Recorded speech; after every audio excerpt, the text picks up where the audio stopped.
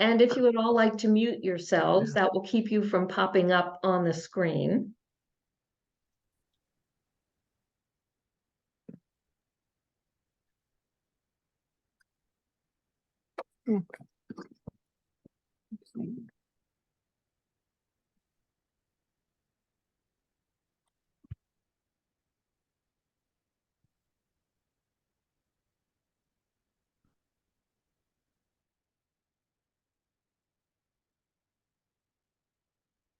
All right. So here we are. And I am once again so grateful for the opportunity to share this time with you as together we explore racism in America, the history we didn't learn in school. Today we focus on part 3 of 6, 20th century public policy and the civil rights movement. This marks a period when racism in society and public policy intensified beyond the South, in part because of population shifts such as the Great Migration and the continuing outsized influence of Southern politicians on federal policy. All of this was undergirded by our country's perpetuation of the myth of racial inferiority and the strengthening influence of white supremacy. Other countries with similarly sordid racial pasts have sought to move forward via a process known as truth and reconciliation. I believe that America is in desperate need of such a process. And so we here for these 6 weeks are embarking on a search for more truth. Much of it is painful, as we have already seen, incomprehensible even, especially for those of us who believe that we are good people who seek justice and peace for all. Much of this history isn't just history, but is alive and pervasive in our society today. I believe that in bringing to light this history of ours that we should have known but didn't, and seeing its impact on our country even today, that we may develop a new or renewed urgency to act to finally and truly address these profound inequities. So we'll begin with a brief recap from last week, where we saw the unchecked power of white supremacy, especially in the South, where loss in the war intensified the anger and the desire for dominance over those formerly enslaved. Even the presence of federal troops during the short period of Reconstruction couldn't stop it. The insidious application of the 13th Amendment, particularly its loophole that prohibited slavery, quote, except in the case of conviction of a crime, resulted in the passage of Black codes, which were laws targeted at Black people and led to the systems of convict leasing and public chain gangs. The Supreme Court decision in 1896 of Plessy v. Ferguson made separate but equal the law of the land for 70 years, and it was marked by punitive segregation that was implemented through Jim Crow laws that affected every aspect of social interactions between Black and white people. All of this was reinforced by terror spectacle lynchings that demonstrated the complicity of entire communities, including the elected leaders of such communities, and had a particularly concentrated focus on the disenfranchising of Black voters, which is being replicated today with less overt violence, but the goal is the same. And we saw that these conditions in the South and opportunities in the North and West led to what is known as the Great Migration, when 6 million African Americans left the South with huge demographic effects there and in the rest of the country. One of the interesting manifestations of this history is the construction and installation of Confederate monuments. This is a timeline that begins on the left in 1861 and ends on the right in 2016. And you will see that that kind of second bar with 5 dots was 1865, which marked the foundation, the formation of the Ku Klux Klan in Pulaski, Tennessee. And as the next 10 or 20 years went by, a few monuments were erected here and there. Around the time of Plessy v. Ferguson, there was a slight uptick. And then, at the time of the Great Migration, the number of Confederate monuments that were erected skyrocketed.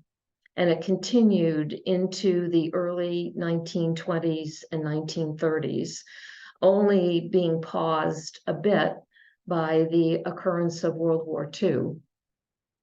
And then resuming at a somewhat reduced pace, but marked nonetheless during the period known as the Civil Rights Movement. And so the other interesting aspect of that is that while many of these monuments were erected in the South, there were 4 in New Mexico, 1 in California, 1 in Oregon, a major Confederate hotbed, I guess. Makes you wonder what it was that drove these groups of people to want to commemorate Confederate heroes, if you will. And we'll come back to this at a later point. So we move from the early to the mid-20th century, and this week we are looking at public policy that further cemented racial discrimination in the areas of housing, Social Security, the GI Bill, education, even the interstate highway system.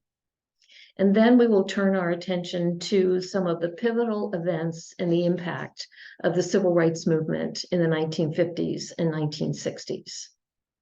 So we begin with housing segregation.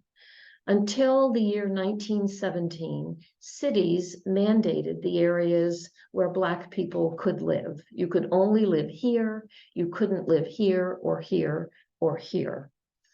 And there was a Supreme Court case, Buchanan v. Warley, that took place from Louisville, Kentucky, where the Supreme Court ruled that these mandates were unconstitutional. They violated the 14th Amendment.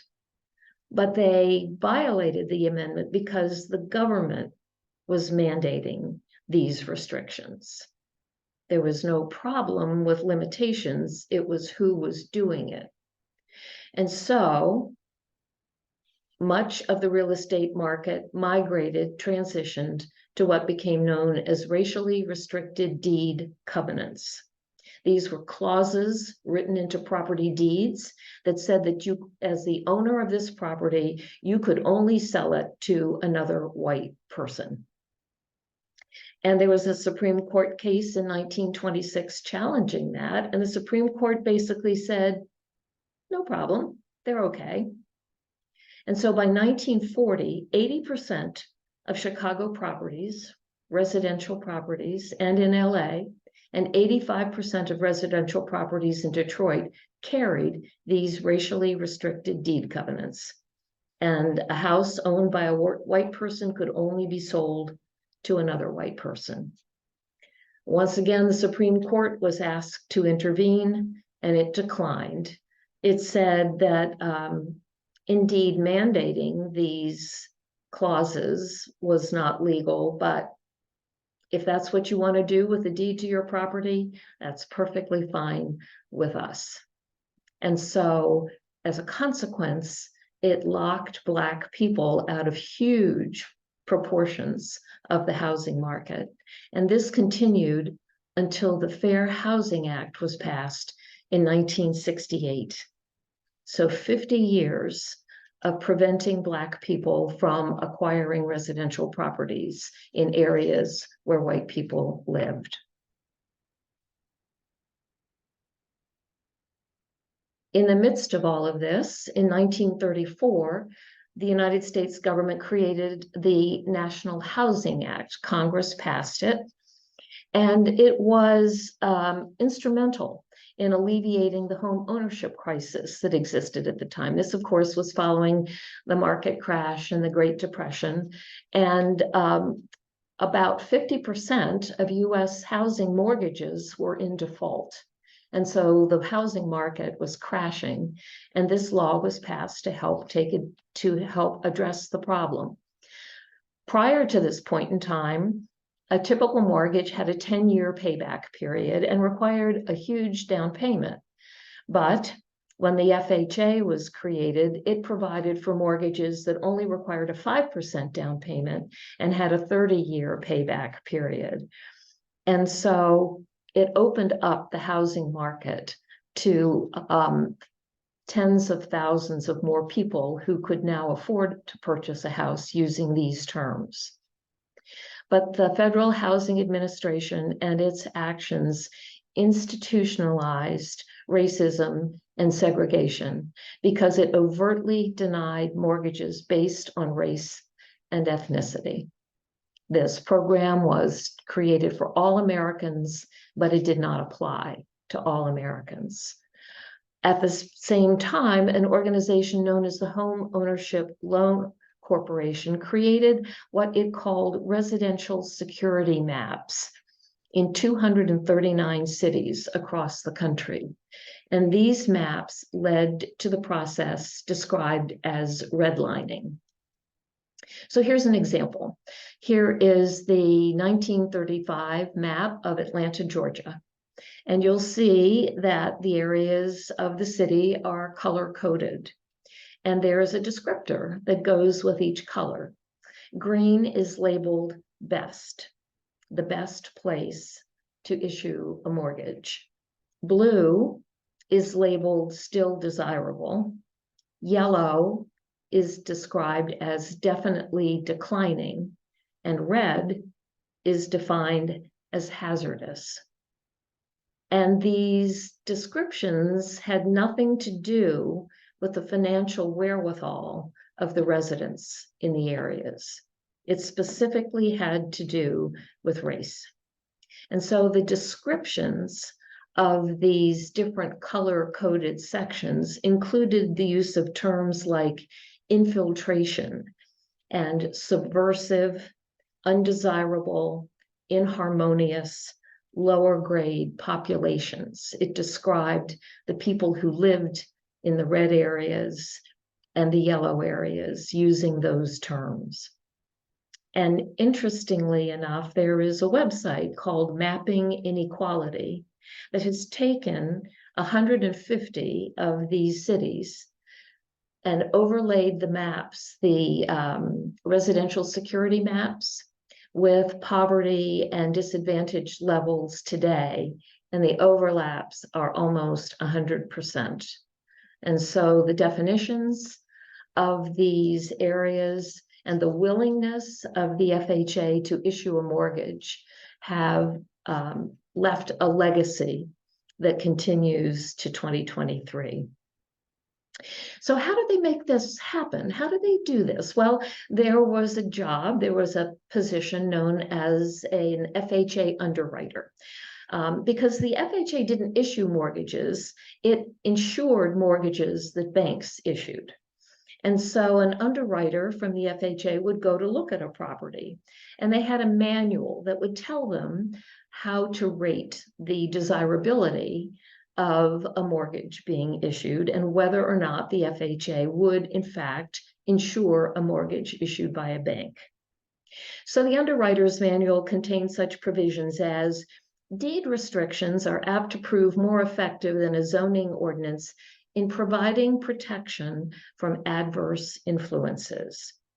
Where the same deed restrictions apply over a broad area, and where these restrictions relate to types of structures, use to which improvements may be put, and racial occupancy, a favorable condition is apt to exist. The valuator should investigate areas surrounding the location to determine whether or not incompatible racial and social groups are present, to the end that an intelligent prediction may be made regarding the possibility or probability of the location being invaded by such groups. If a neighborhood is to retain stability, it is necessary that property shall continue to be occupied by the same social and racial classes. Recorded deed restrictions should strengthen and supplement zoning ordinances, and to be really effective, should include the provisions listed below, including prohibition of the occupancy of properties except by the race for which they were intended. Schools should be appropriate to the needs of the new community, and they should not be attended in large numbers by inharmonious racial groups. And these were the rulings used to determine who gets a mortgage and who does not. And so significantly less than 2% of the FHA mortgages issued during this time period were granted to Black people. In the late 1930s, as Detroit grew outward, white families began to settle near a Black enclave adjacent to 8 Mile Road. By 1940, the Blacks were surrounded, but neither they nor the whites could get FHA insurance because of the proximity of an inharmonious racial group. So in 1941, an enterprising white developer built a concrete wall between the white and Black areas. The FHA appraisers then took another look and approved the mortgages on the white properties. And not only was this an FHA policy, but it was adopted in very large part by private realtors as well. And indeed, it was even adopted by the Veterans Administration. And so provisions of the GI Bill and veterans benefits utilize the same assessment as to whether or not to grant mortgages, GI mortgages, to Black veterans. So you are a Black citizen of the United States. You are working, you are financially secure. You don't want to rent property, you want to buy a house. How can you make that happen?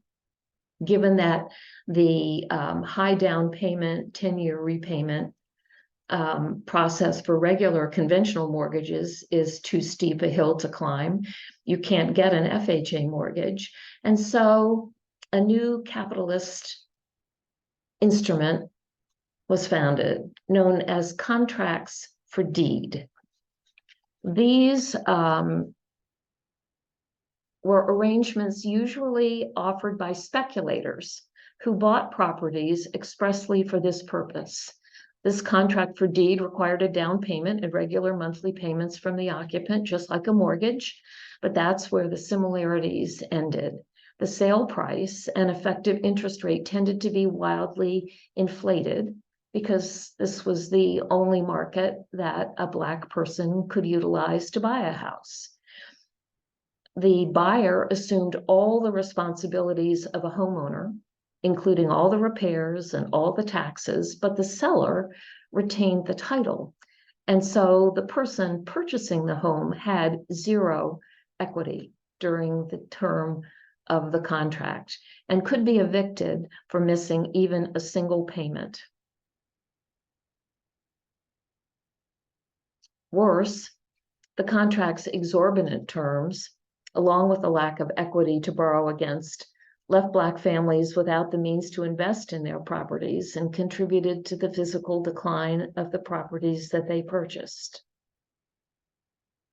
And indeed, this was the same population that was targeted by the subprime mortgage loans that took place and led to the recent housing crash. I know many of us have heard that there were a number of poorer and largely people of color who had subprime mortgages and went under when that market crashed, as though they tried to purchase properties they couldn't really afford. Almost 70% of the subprime mortgages issued to Black homeowners were refinance mortgages. They already had a mortgage. They already were in the process of buying their home. but they were marketed to subprime mortgages and lost their homes when that market crashed. I mentioned that it was speculators who largely bought these properties. Some of them would hire Black women to push a baby carriage through a yellow neighborhood, according to the residential security map. And they would walk up and down the streets pushing a baby carriage and would be followed by a white agent who would knock on doors and say, you see, they're coming. And you don't want to be the last person on your block to sell your house when they're here.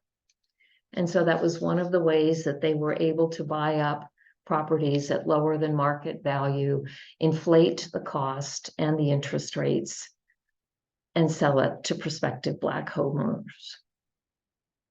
These redlining processes and settlements are still underway. HCSB paid $33 million 5 years ago for its practices in New York, New Jersey, and Pennsylvania.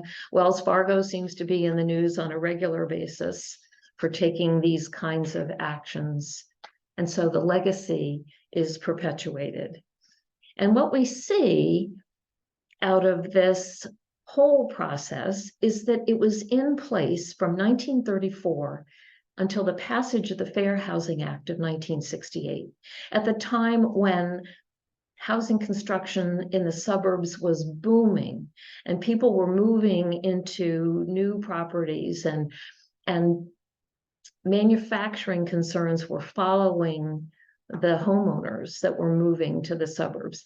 A lot of that movement has been described as white flight, as though white people wanted to buy homes out of the city to get away from Black people. But in reality, they were simply being offered opportunities for homeownership that was difficult to turn down, given the economic impact of owning your own home and moving into these new areas. And so what do we see as a result of this intentionally discriminatory action that went on for decades? We see that housing policy contributed to housing segregation.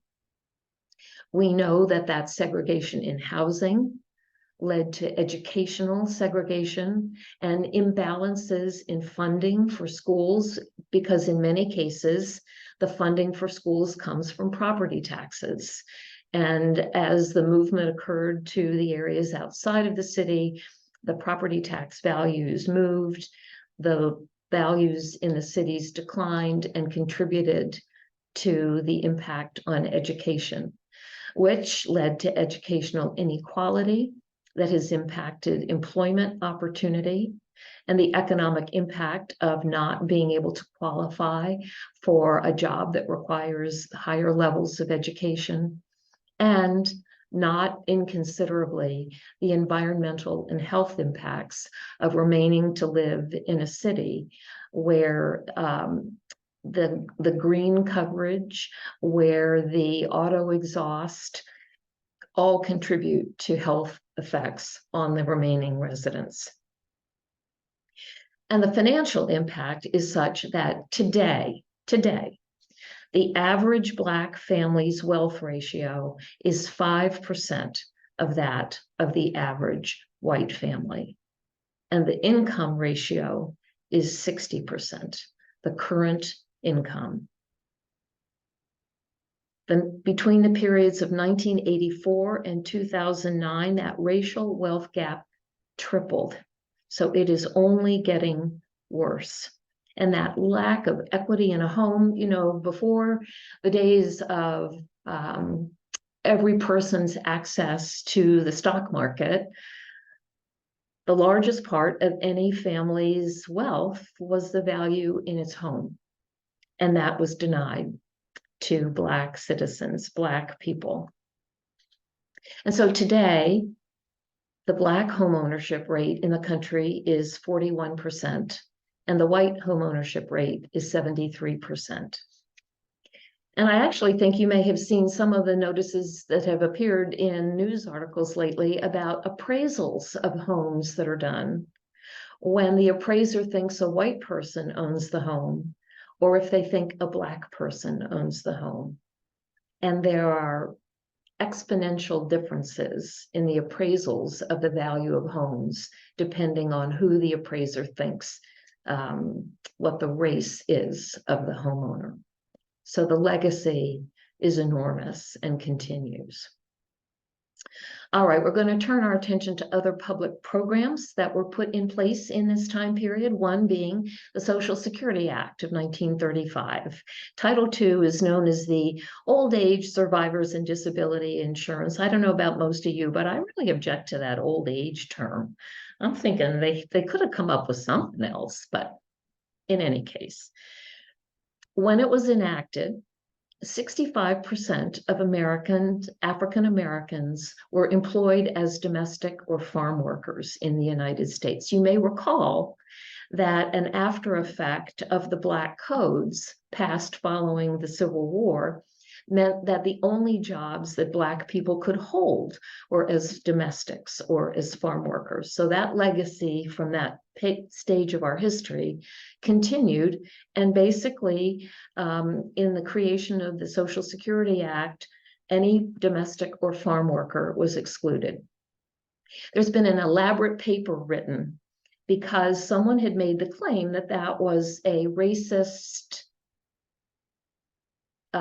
condition of the Social Security Act. And so there's this elaborate report that has been written to refute that circumstance. And at the heart of it was, you know, for domestic and farm workers, it's going to be really hard to collect Social Security taxes. I don't think we can do it.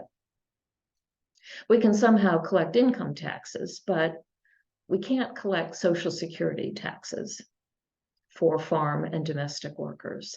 Over time, that restriction has been eased a bit, but what you have is people who were not enrolled in Social Security from the beginning, and the kind of normative behavior is not to enroll domestic and farm workers in Social Security, even though today they could participate.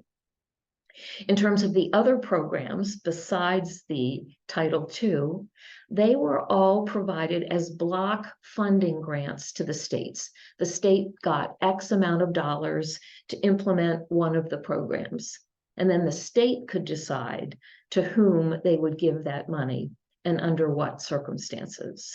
And you can imagine that there was discrimination involved in the development and implementation of those block grants, particularly in the southern states, but not exclusively so.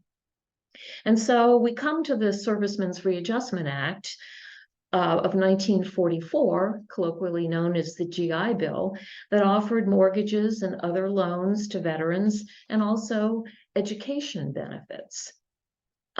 It was, when written, the most race-neutral bill ever passed by Congress. But in its implementation, one of the conditions that the Southern states senators insisted upon was that the GI Bill would be implemented locally by the states. There is no federal implementation of the GI Bill. Each state decides how the bill will be implemented. And so, as we saw from the previous discussion of housing availability, most Black GIs, most Black veterans were locked out of the housing market. In the case of education, there were a number of factors that came together. First of all, in many instances, you had Black veterans who didn't have the same level of high school education that white veterans did. So the possibility of going to college was more limited.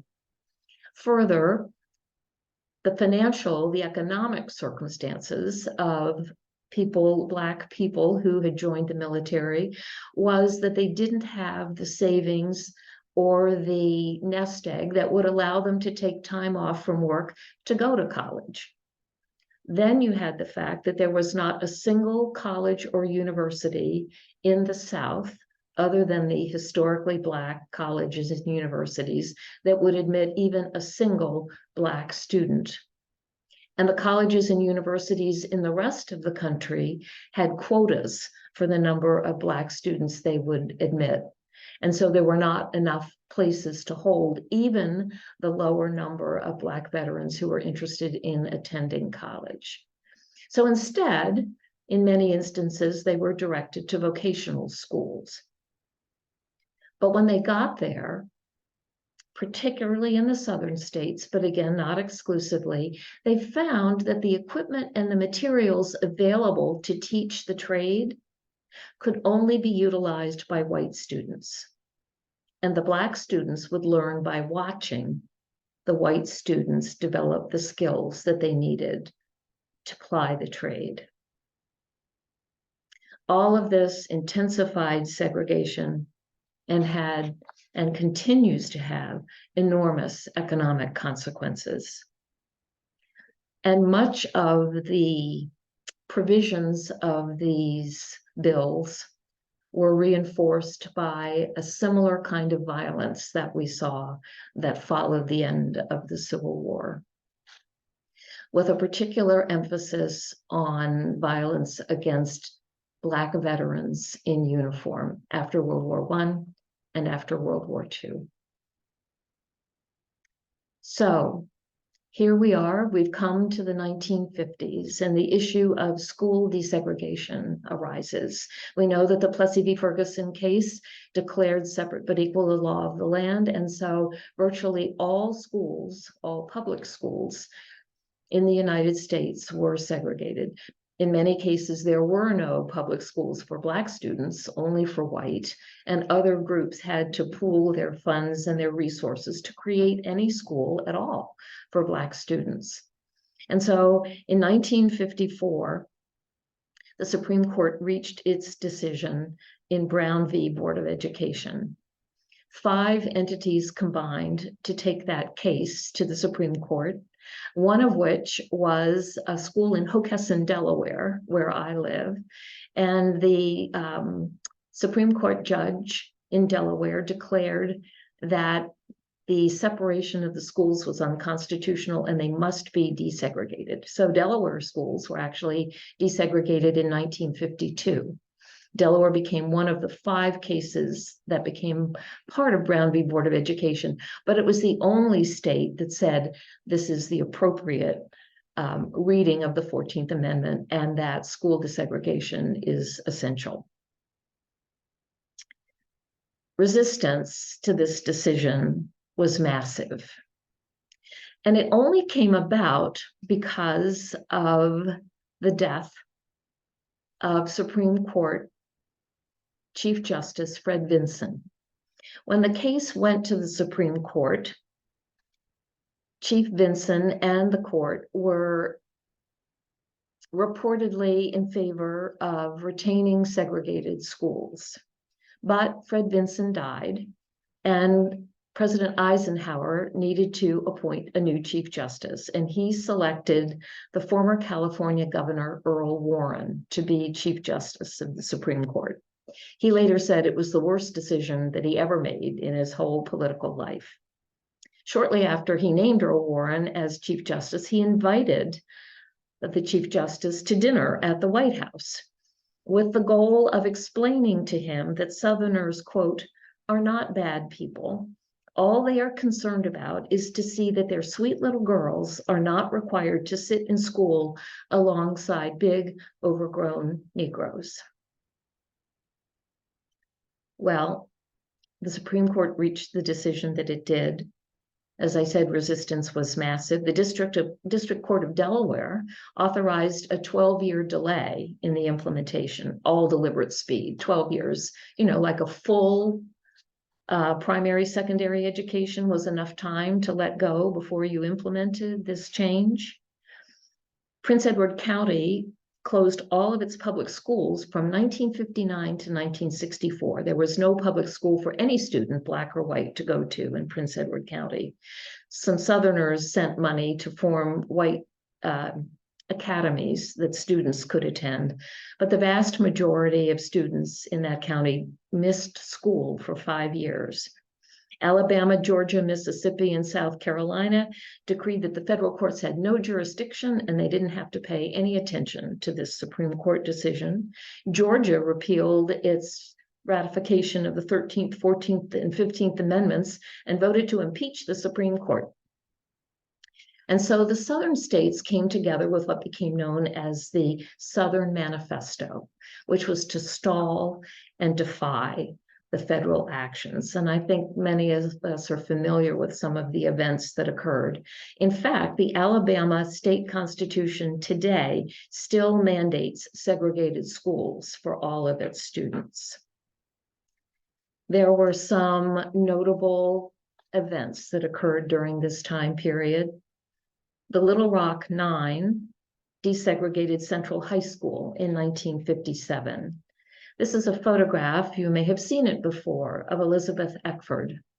There were 9 students who agreed to desegregate the school, and they all agreed that they would meet as a group and go in together so that they weren't separated and they didn't have to deal with the mobs of angry people when they arrived. But Elizabeth's family didn't have a phone, and so she didn't get the message about where they were all to meet. And so she ended up at Central High School all by herself with that mob of screaming people. There is a really wonderful book called Warriors Don't Cry. It was written by Melba Patillo Beals, who was one of the 9, and she describes the full first year of school at Central High School and what it was like with the National Guard and with the federal troops.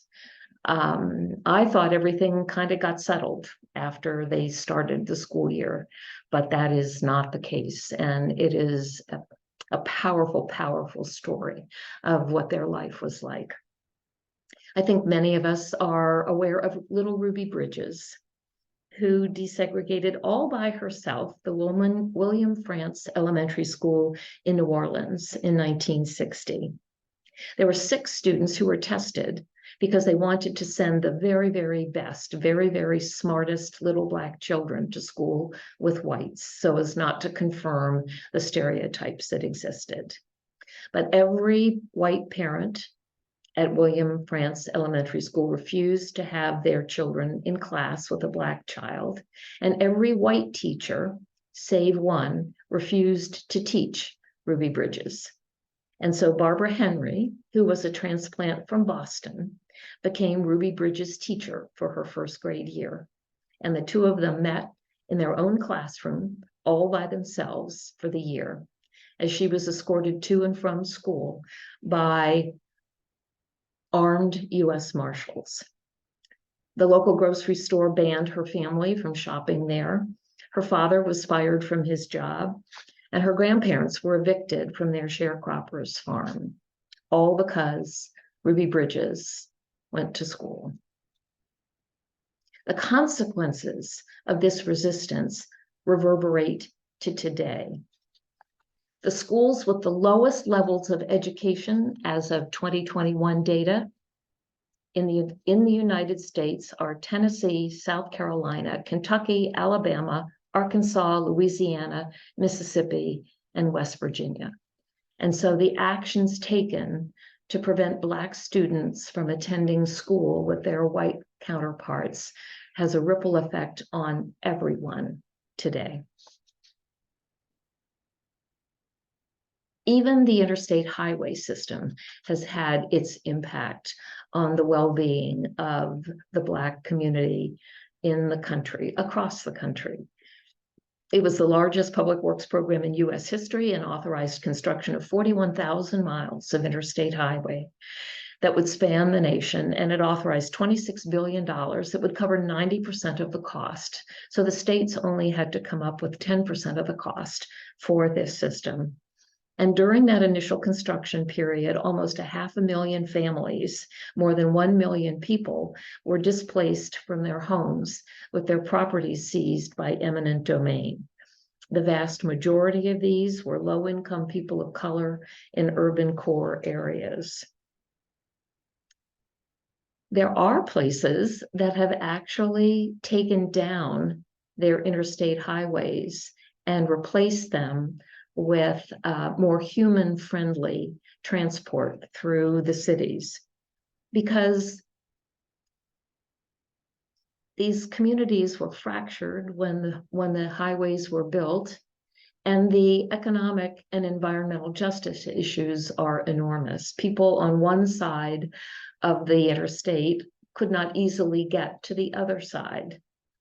And the exhaust, the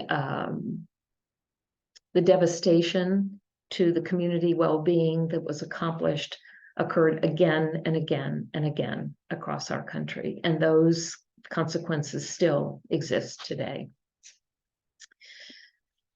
We're going to turn our attention to the civil rights movement of the 50s and 60s and take a broader perspective, looking at the heroic civil rights activists who triggered mass opposition by their actions. There was enormous influence of TV back in those days, similar to what we have observed recently by the use and the dissemination of cell phone videos. Because all of a sudden you weren't just hearing about things happening, you were seeing it on your TV in your living room. And so some of the images include the use of police dogs and fire hoses. The center upper photograph is Rosa Parks being fingerprinted.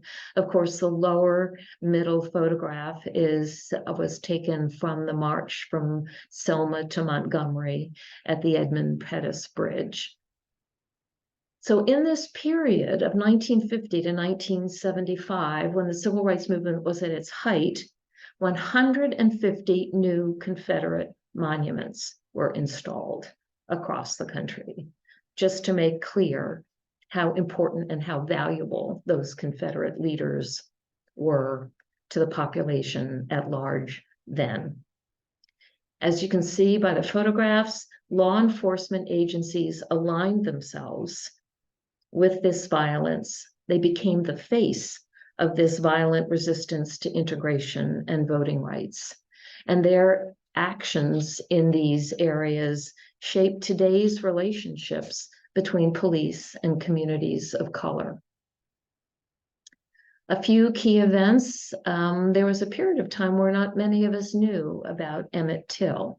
I think most of us do know about him now. There's even a feature movie that has been made about what happened to him. But basically, his mother sent the 14-year-old boy to stay with his uncle in Money, Mississippi for the summer, thinking it would be a relief from living in the city. And so on August 24th, 1955, Emmett and his cousins went to the Bryant grocery store where something happened. Nobody knows quite what.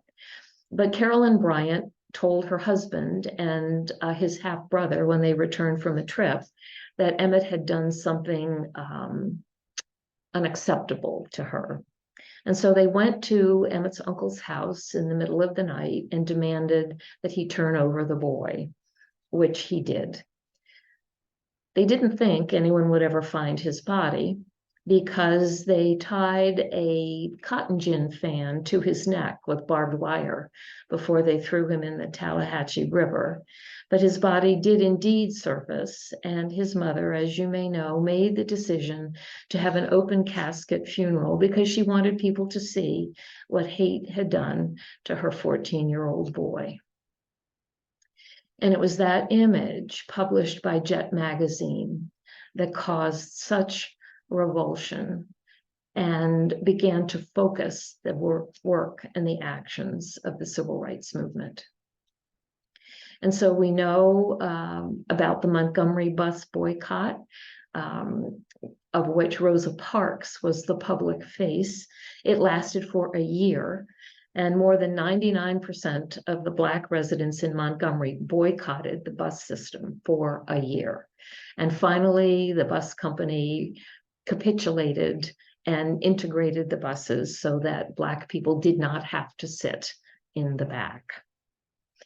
In 1961, the Freedom Riders began to organize, and their focus was on the federal ruling that interstate bus transit and bus stations needed to be desegregated.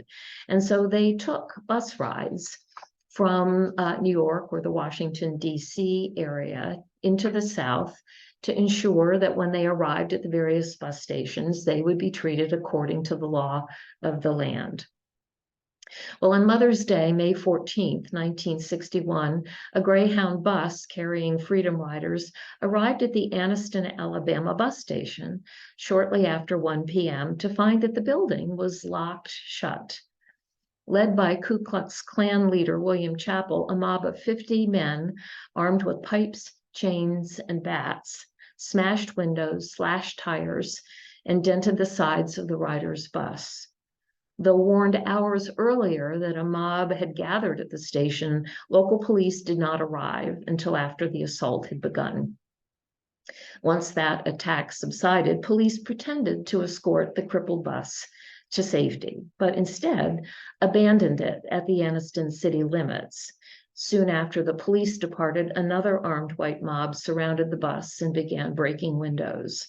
The Freedom Riders refused to exit the vehicle, but received no aid from two watching highway patrolmen. When a member of the mob tossed a firebomb through a broken bus window, others in the mob attempted to trap the passengers inside the burning vehicle by barricading the door. They fled when the fuel tank began to explode. The riders were able to escape the ensuing flames and smoke through the bus windows and the main door, only to be attacked and beaten by the mob outside.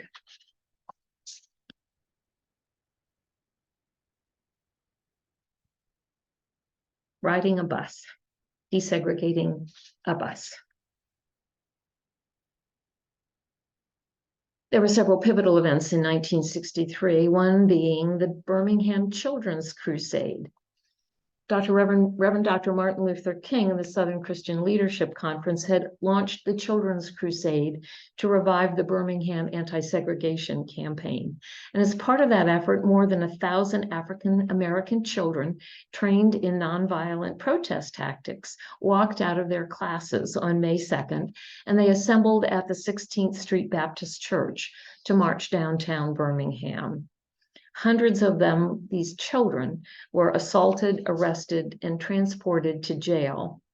But the children refused to relent their peaceful demonstration. And so the next day, when hundreds more children began to march, Commissioner of Public Safety Bull Connor directed local police and firemen to attack the children with high-pressure fire hoses, batons, and police dogs.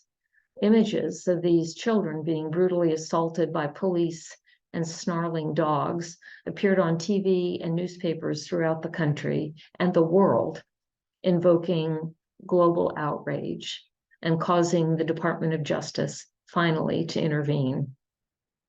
The campaign ended when the city officials agreed to desegregate the downtown stores and release the jailed children in exchange for an end to the protest. The following evening, disgruntled proponents of segregation responded to the agreement with a series of local bombings. In the wake of this children's crusade, the Birmingham Board of Education announced that all children who participated in the march would be suspended or expelled from school. And a federal district court upheld the ruling. But finally, the U.S. Court of Appeals for the Fifth Circuit reversed that and declared that the children had to be readmitted to school.